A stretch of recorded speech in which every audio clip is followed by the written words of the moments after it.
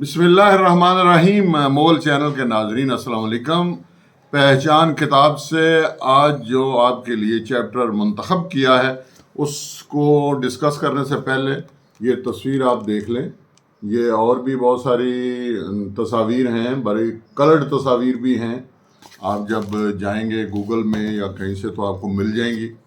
اور یہ جن کو کہا جاتا ہے رنگیلا بادشاہ، اور جن کے اوپر الزامات کی ایک بچھاڑ ہے، بہت ہی بیہودہ اور کمینگی کی حد تک الزامات لگائے گئے ہیں، یہ نصیر الدین محمد شاہ ان کا اصل نام ہے۔ اور 15 سال کی عمر میں انہیں اقتدار ملا، اور یہ وہ زوال کا دور ہے مغلوں کا۔ اورنگزیب عالمگیر بادشاہ کے بعد یہ 15ویں مغل حکمران ہیں، اور ان کے دور میں مرہٹے پوری طرح جو ہے وہ سازشیں کر رہے ہیں، ریشہ دوانیاں کر رہے ہیں، افغان ہیں، راجپوت ہیں، انگریز ہیں، اور جس کا بس چلتا ہے وہ مغل سلطنت کو مزید کمزور کرنے کے لیے اپنا حصہ ڈال رہا ہے۔ ایسے عالم میں جو ہے وہ ایران کے نادر شاہ جو حکمران ہے وہ وہاں صفوی سلطنت کا خاتمہ کرتا ہے۔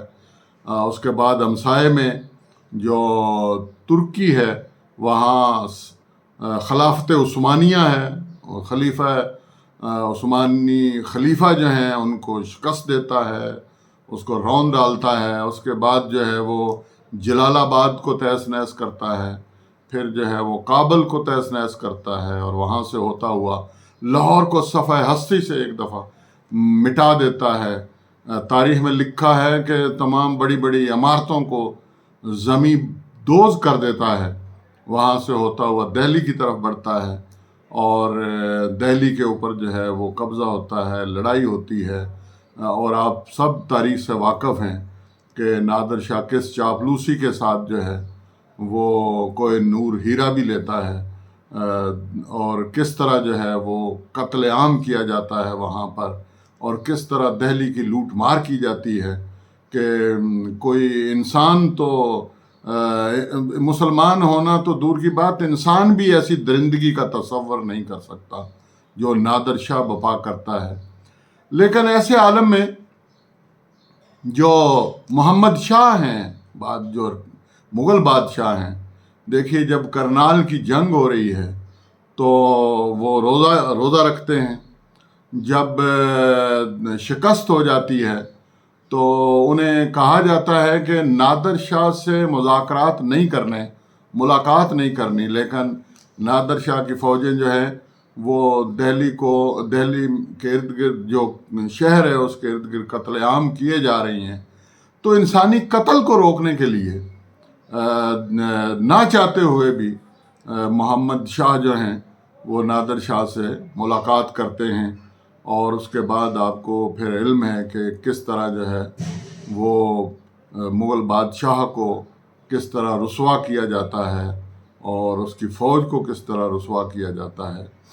لیکن آپ کو میں نے نادر شاہ کے ظلم نہیں بتانے آج، میں نے صرف یہ بتانا ہے کہ محمد شاہ کا تاریخ میں کردار کیا ہے، کہ اگر وہ عیاش ہی تھے اور ہر وقت شراب نوشی میں مبتلا رہتے تھے، اور وہاں رقص و سرود کی محفلیں ہوتی تھیں، اور وہاں جو ہیں وہ خواتین سیڑھیوں پہ کھڑی رہتی تھیں، تو وہ کون تھے جو حکم نامے جاری کرتے تھے، جو دربار میں بیٹھ کر جو ہے وہ انصاف کرتے تھے، جو اپنے فوجوں کی ضروریات کو پوری کرتے تھے؟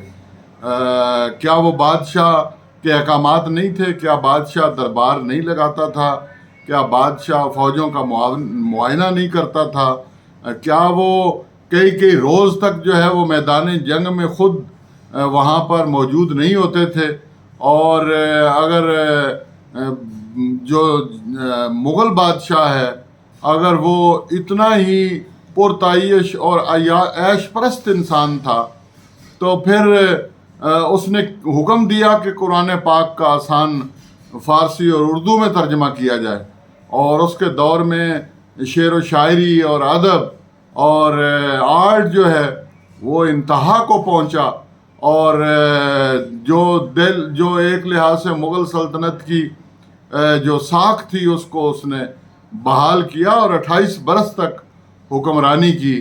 اور حد تو یہ ہے کہ یہ واحد مغل بادشاہ ہیں جس کے جنازے میں 2 امام کعبہ جو ہے انہوں نے شرکت کی. اور آپ حیران ہوں گے کہ محمد شاہ جو ہیں ان کی موت جو ہے وہ بڑی عجیب واقعہ ہے یہ بھی تاریخ میں، کہ ان کا ایک جرنیل جو سلطنت کے انتہائی وفادار تھے اور بہت زیرک آدمی تھے، وہ نادر شاہ کے ساتھ لڑتے ہوئے شہید ہو گئے. تو جب خبر ملی محمد شاہ کو تو محمد شاہ غم سے نڈھال ہو گیا. کہتے ہیں غم سے روزہ رکھا ہوا تھا، غم سے نڈھال ہو گیا کہ اتنا بڑا اور اس طرح کے وفادار لوگ جو ہیں وہ مغل سلطنت کو اب دوبارہ نہیں ملیں گے. اور اسی غم میں وہ اس دنیا سے چل بسے اور ان کا جنازہ اٹھایا گیا. اور خدا نخواستہ اگر وہ دہلی کی عورتوں کے ساتھ کوئی زیادتی کرتے تھے یا عیش پرستی کے جو قصے کہانیاں بعد میں سنائے گئے، اور وہاں پر نادر شاہ اور اس کے حواری اور اس کے ساتھ مل جانے والے جو ہیں انہوں نے جو کہانیاں گھڑیں، انگریزوں نے جو کہانیاں گھڑیں اور وہ جو ہمارے ادب میں شامل ہو گئیں، ہماری زبانیں زد عام ہو گئیں. اگر کوئی ایسی صورتحال ہوتی تو دہلی کی ہزاروں لاکھوں خواتین جو بہادر شاہ ہے اس کی موت کے اوپر بین کرنے کے لیے باہر نہ نکلتی. اس وقت تو وہ شکست کھا چکے تھے، اس وقت دولت بھی نہیں تھی دہلی میں، وہ ساری لوٹی جا چکی تھی.